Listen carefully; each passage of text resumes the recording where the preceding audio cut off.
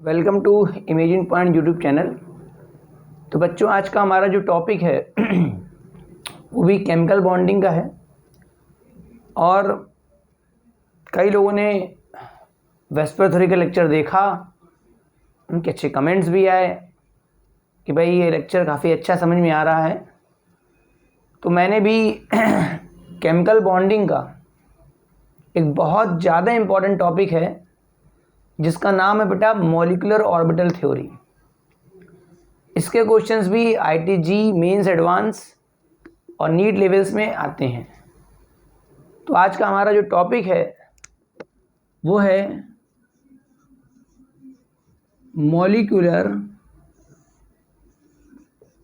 Orbital theory, जिसको हम लोग शॉर्टकट में एमओटी के नाम से भी जानते हैं। मतलब या तो एमओटी के नाम से आप सुन लीजिए, या फिर आप इसे बोल सकते हैं मॉलिक्यूलर ऑर्बिटल थ्योरी।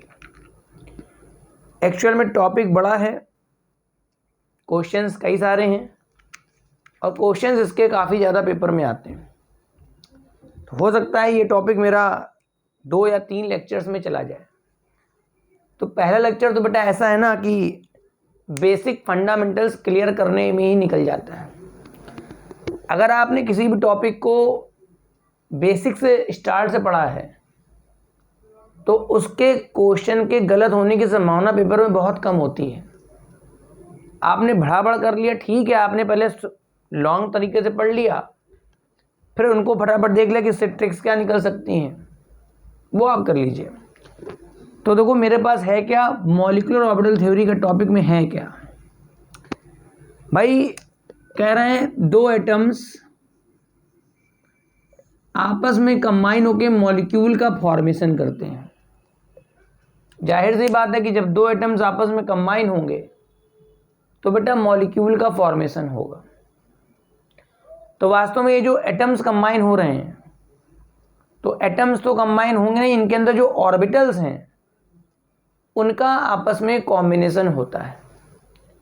जैसे इस एटम ए के अंदर का कोई ऑर्बिटल होगा, यहाँ पर जो हमारा जो लेवल है उसमें मोस्टली या तो एस ऑर्बिटल कंबाइन होगा या तो इसका पी ऑर्बिटल कंबाइन होगा।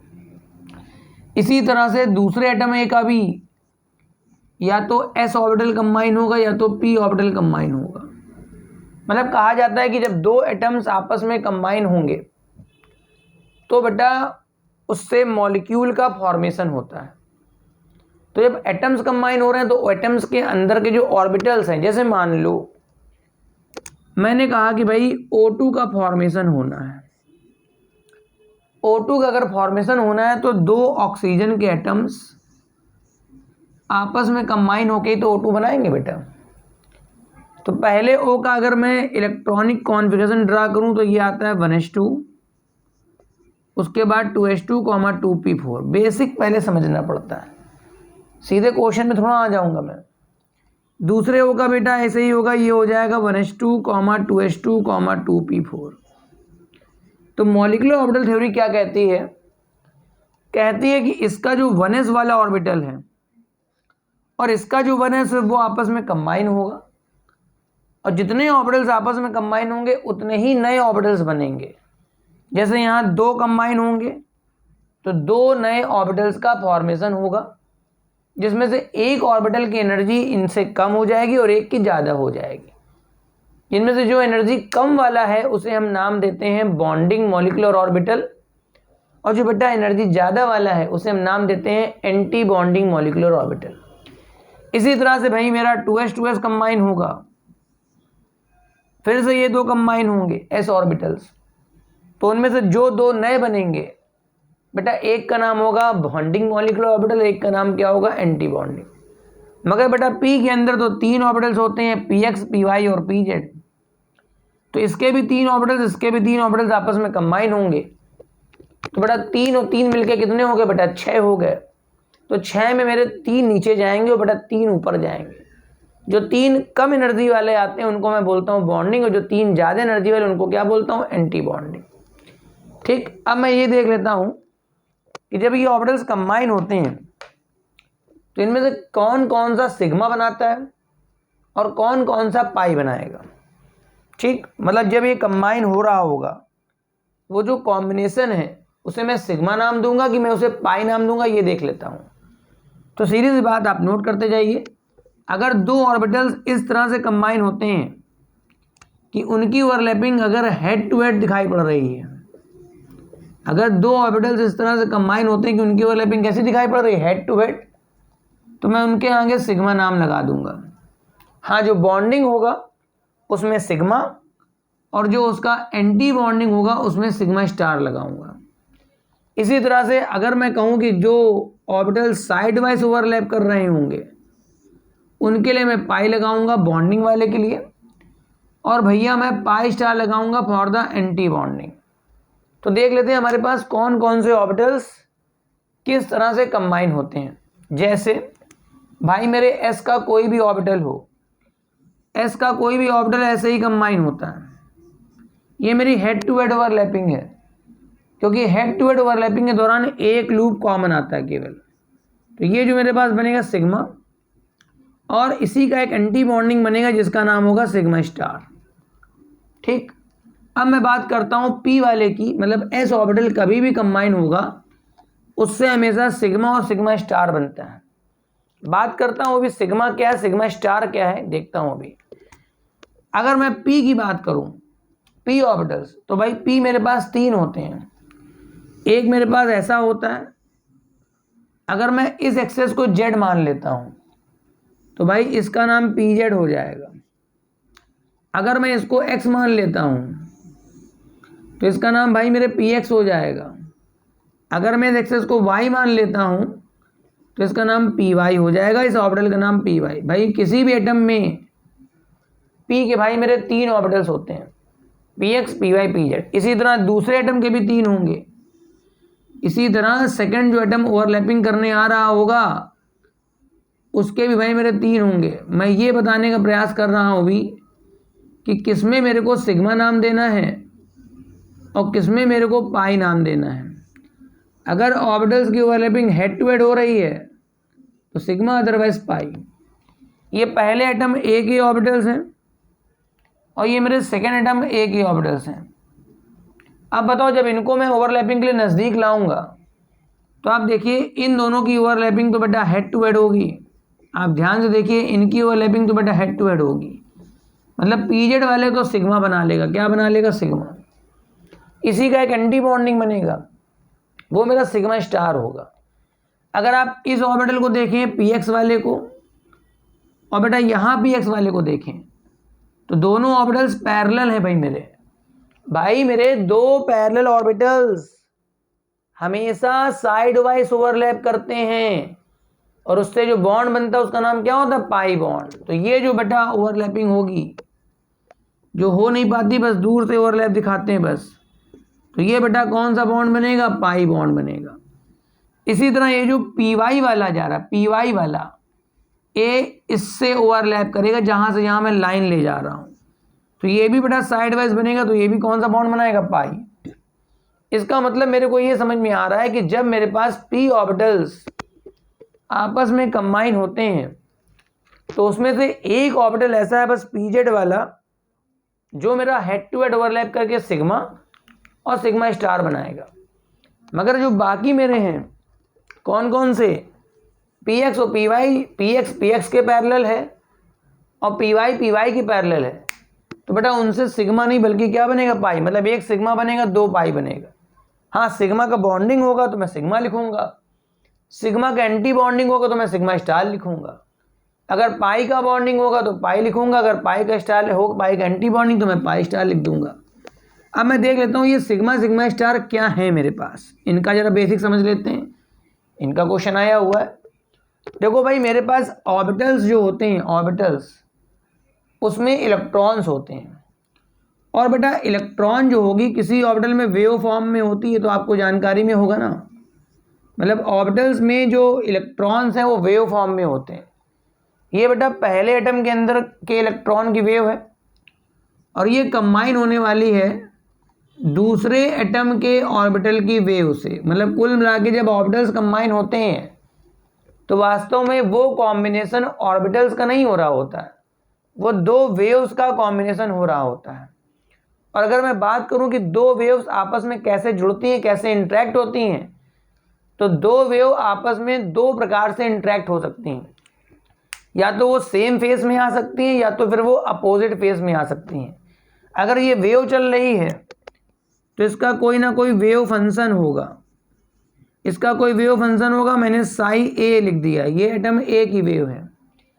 अगर ये एटम बी है तो इसका जो वेव फंक्शन होगा, इसका जो वेव फंक्शन होगा वो साई बी होगा। और मैंने अभी बताया कि जब भी दो वेव्स आपस में इंटरेक्ट करती हैं तो अगर आप फिजिक्स का कॉन्सेप्ट लगा दें तो दो तरीके होते हैं, या तो वो सेम फेज में आएंगे या तो वो अपोजिट फेज में आएंगे। कुछ बच्चों को अभी फेज समझ में नहीं आता, PHASE फेज क्या होता है वो देखता हूँ अभी। फिलहाल इतनी बात समझ में आ रही होगी कि जब दो ऑर्बिटल्स आपस में इंटरेक्ट करेंगे तो वास्तव में वहाँ पे जो ऑर्बिटल्स के अंदर इलेक्ट्रॉन्स की वेव्स होती हैं वो आपस में इंटरेक्ट करती हैं। और वेव्स के इंटरेक्ट होने के बेटा दो तरीके होते हैं, या तो वो सेम फेज में आएंगे या तो अपोजिट फेज में आएंगे। ये तो आप बना लीजिए। जैसे मान लो मैंने कहा दो वेव्स इंटरेक्ट करनी है, तो मैंने पहली वेव बनाई इस तरह से। ये मेरे पास पहली वेव जा रही है जिसका ये प्लस है, ये माइनस, ये प्लस, ये माइनस। ये बेटा साई ऑफ ए वाली है, मतलब पहले एटम के वेव फंक्शन का वेव है। इसी तरह बेटा दूसरे वाले का भी वेव मैंने ऐसे बना लिया। आप देखिए मैंने वैसे बनाया, प्लस के नीचे प्लस, माइनस के नीचे माइनस, प्लस के नीचे प्लस, और ये वेव फंक्शन ऑफ बी हो गया। अगर मैं इन दोनों वेव्स को बेटा ध्यान से सुने, ये जो वेव है ये किसी एटॉमिक ऑर्बिटल की है, ये बेटा किसकी है, एटॉमिक ऑर्बिटल की है। और ये जो वेव है ये भी बेटा किसकी है, एटॉमिक ऑर्बिटल की है। मगर भाई जब ये दोनों कंबाइन होके आएंगे तो मेरे पास जो नई वेव बनेगी वो मॉलिक्यूलर ऑर्बिटल की होगी, वो एटम्स की नहीं मॉलिक्यूल की होगी। अब आप देखिए अगर मैं इन दोनों को कंबाइन करता हूँ तो मैं बोलूँगा सेम फेस में कंबाइन हो रहा। बेटा कैसा कंबाइन हो रहा है, सेम फेस में। क्या मतलब सेम फेस का हुआ, प्लस का कॉम्बिनेशन प्लस से होगा तो और बड़ा प्लस आएगा, माइनस का कॉम्बिनेशन माइनस से होगा तो और बड़ा माइनस आएगा, प्लस का कॉम्बिनेशन प्लस से होगा तो और बड़ा प्लस आएगा, माइनस का कॉम्बिनेशन माइनस से तो और बड़ा माइनस। तो यहाँ पर जो नेक्स्ट वेव आएगी ऐसे बन के आएगी। क्या सर जी ये बड़ी क्यों कर दे रहे हैं आप, बिल्कुल कर दूंगा, जो करते बने कर लेना, मैं बड़ी कर दूंगा। क्योंकि यहाँ पर प्लस प्लस मिलके और बड़ा प्लस, माइनस माइनस मिलके और बड़ा माइनस, ये और बड़ा प्लस और बड़ा माइनस, इस तरह से ये जो है MO की वेव है। MO का मतलब क्या हुआ, ठीक, MO का मतलब हुआ मॉलिक्यूलर ऑर्बिटल की वेव है। अगर बेटा सेम फेज में कंबाइन हो तो जुड़ रही, प्लस प्लस जुड़ गया, तो यहाँ पर साई ऑफ बी बनता है। साई ऑफ बी मतलब बॉन्डिंग का वेव फंक्शन। जो दो नए ऑर्बिटल्स बनते हैं आफ्टर कॉम्बिनेशन, तो एक बेटा बॉन्डिंग का बनता है, एक किसका बनता है, एंटी बॉन्डिंग का बनता है। तो साई ऑफ बी जो है वो इन दोनों को जोड़ने से बना, मतलब psi of A plus psi of B, मतलब ये मेरे पास साई ऑफ बॉन्डिंग का वेव फंक्शन बन गया। क्योंकि आपने दोनों आपस में जुड़ेंगी ही जुड़ेंगी, क्योंकि प्लस प्लस कभी घटता नहीं है, माइनस माइनस भी जुड़ जाता है। तो यहाँ पर जो रिजल्टेंट आपका मॉलिक्यूल का जो वेव फंक्शन बनेगा बॉन्डिंग ऑर्बिटल का, वो होगा psi A plus psi B. और यहाँ पर अगर ये orbitals overlap head to head हो रहे होंगे तो ये सिग्मा का बॉन्डिंग बन रहा होगा, अगर ये साइड वाइज ओवरलैप हो रहे होंगे तो पाई का बॉन्डिंग बन रहा होगा। ये आप बना लीजिए, ये बॉन्डिंग का है, बनाइए फटाफट। अच्छा अब कहने भाई सर दूसरा क्या तरीका होता है, तो भैया वेव के जुड़ने के दो तरीके मैंने पहला बता दिया, सेम फेज वाला, दूसरा हो जाएगा मेरा अपोजिट फेज वाला। सेम फेज वाले को हम लोग बोलते हैं कंस्ट्रक्टिव इंटरफेरेंस, और बेटा अपोजिट फेज वाले को मैं क्या बोलता हूँ, डिस्ट्रक्टिव इंटरफेरेंस। तो देखो अपोजिट फेज वाले में वेव तो बनती ही नहीं है, क्योंकि देखो एक वेव ऐसे बनाएंगे आप और दूसरे इसकी अपोजिट लेके चलेंगे, मतलब यहाँ नीचे यहाँ ऊपर, यहाँ नीचे यहाँ ऊपर, ऐसे plus minus minus plus minus plus. अब बताइए ये वेव फंक्शन एटम ए का वेव फंक्शन है और बेटा ये वेव फंक्शन एटम बी का है। अब मैं इनको जोड़ के अगर नई वेव बनाऊंगा तो बोलूँगा वो मॉलिक्यूल की बनेगी, मगर भाई देखो यहाँ प्लस और माइनस तो कैंसिल आउट हो जाएगा, ये माइनस ये प्लस भी कैंसिल आउट हो जाएगा, ये प्लस ये माइनस भी कैंसिल आउट, तो वहाँ कुछ नहीं आएगा, एक सिंपल लाइन बन के आ जाएगी। मतलब ये जो खाली लाइन दिख रही है यही मेरे पास एंटी बॉन्डिंग मॉलिक्यूलर ऑर्बिटल है, यही मेरे पास एंटी बॉन्डिंग मॉलिक्यूलर ऑर्बिटल एक सिंपल लाइन से रिप्रेजेंट होता है। अगर इसको मैं साई ऑफ ए लिख लूँ, वहाँ मैंने साई ऑफ बी लिखा था, वहाँ मैंने क्या लिखा था, साई ऑफ बी लिखा था। कैसे लिखा था, क्योंकि दोनों जुड़ रहे थे, मगर यहाँ साई ऑफ एंटी बॉन्डिंग लिखूंगा तो प्लस में तो ये माइनस घट गया ना, मतलब साई ऑफ ए माइनस का साई ऑफ बी, इतनी जानकारी आपको मिल रही। मतलब अगर आपसे कोई ऑब्जेक्टिव पूछे कि बॉन्डिंग ऑर्बिटल का वेव फंक्शन क्या होता है, अगर आपसे कोई क्वेश्चन पूछे कि बॉन्डिंग ऑर्बिटल का वेव फंक्शन क्या होता है, तो आप जवाब देंगे psi of B is equal to psi of A plus psi of B, क्योंकि दोनों के एडिशन से जो वेव बनती है, जो ऑर्बिटल बनता है, वो बॉन्डिंग का होता है। इसी तरह से अगर किसी ने कहा एंटी बॉन्डिंग का बता दीजिए वेव फंक्शन क्या बनता है, तो ये हो जाएगा साई ऑफ ए माइनस, इस कैपिटल ए कर लेते हैं, माइनस साई ऑफ बी। ये बात क्लियर है।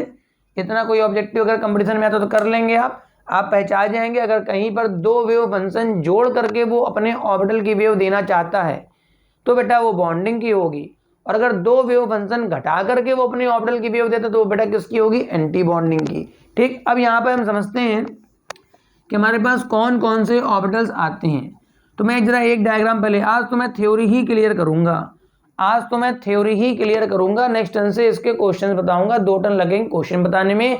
अगर आपको जी मेंस एडवांस तक का कोई भी क्वेश्चन करना इसी से आएगा जो मैं बता रहा हूं। ठीक, तो देखो बेटा, जैसे मैंने 1s कंबाइन करा, ये 1s ऑर्बिटल ले लिया पहले एटम का, दूसरे का बेटा 1s ले लिया। जब ये कंबाइन होगा, अभी तो लॉन्ग तरीके बता रहा हूँ, फटाफट भी बताऊंगा। तो ये कंबाइन होके बेटा एक नीचे आ जाएगा और एक ऑर्बिटल बेटा ऊपर चला जाएगा। ये मेरे पास इधर की तरफ मैं रिप्रेजेंट करता हूँ एनर्जी। क्या करता हूँ बेटा, एनर्जी। तो 1s के अंदर आपको पता होगा एक ऑर्बिटल होता है, s के अंदर पता होगा आपको एक ऑर्बिटल होता है, p के अंदर 3 होते हैं, d के अंदर 5 होते हैं, f के अंदर 7 होते हैं।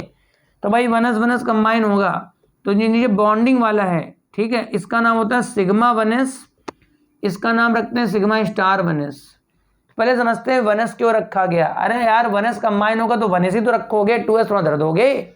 और सिग्मा क्यों रखा, क्योंकि जब s ऑर्बिटल्स आपस में इंटरेक्ट होते हैं ना बेटा, जब s ऑर्बिटल्स आपस में इंटरेक्ट होते हैं तो हेड टू हेड ही तो ओवरलैप करेंगे ना बेटा, तो सिग्मा ही आएगा। कोई पूछे इसका नाम क्या है, तो बेटा इसका नाम BMO है। इसका नाम क्या है, BMO है। BMO क्या होता है, बॉन्डिंग मॉलिक्यूलर ऑर्बिटल होता है। कोई पूछे इसका नाम क्या है तो बता देना ABMO है। कोई पूछे ABMO क्या होता है तो बता देना एंटी बॉन्डिंग मॉलिक्यूलर ऑर्बिटल होता है। कोई पूछे ये कैसे बना होगा, ये कैसे बना होगा, तो इसकी और इसकी वेव जब सेम फेस में कंबाइन होती है तो ये वाला बनेगा। इसकी और इसकी वेव जब अपोजिट फेस में कंबाइन होती है तो ये वाला बनेगा। बात समझ रहे हो। कोई भी बॉन्डिंग ऑर्बिटल होगा वो तब बनेगा जब दोनों एटॉमिक ऑर्बिटल्स की वेव सेम फेस में कंबाइन होंगी। इनके मैंने नाम बता दिए, सिग्मा आगे क्यों पड़ा, हाँ बॉन्डिंग का है तो बिना स्टार का होगा, एंटी बॉन्डिंग का है तो क्या स्टार का होगा। बनाते जाइए। अब ऐसे ही बेटा मेरे पास क्या होगा, 2s कंबाइन होगा। ऐसे बेटा मेरे पास क्या कंबाइन होगा, 2s कंबाइन। तो भैया 2s है तो s ही ना, इसके अंदर भी तो एक एक ऑर्बिटल होगा। तो भैया एक बॉन्डिंग बन जाएगा, एक बेटे मेरा लाला एंटी बॉन्डिंग बन जाएगा। ठीक है, इनके इधर एनर्जी इधर होगी, इधर एनर्जी होगी। भाई नाम बता सकते हैं, नीचे लो तो BMO होगा, मगर s अभी भी कंबाइन हो रहा है तो सिग्मा 2s, और इसका नाम क्या होगा, सिग्मा स्टार 2s। यहाँ तक बात क्लियर है। मतलब 2 1s कंबाइन होंगे तो एक सिग्मा 1s एक sigma star 1s, 2 2s combine होंगे तो एक सिग्मा 2s एक सिग्मा स्टार 2s। अब बेटा बउआ बारी किसकी आ गई, P वाले की बारी आ गई। तो P में तो बेटा 3 होते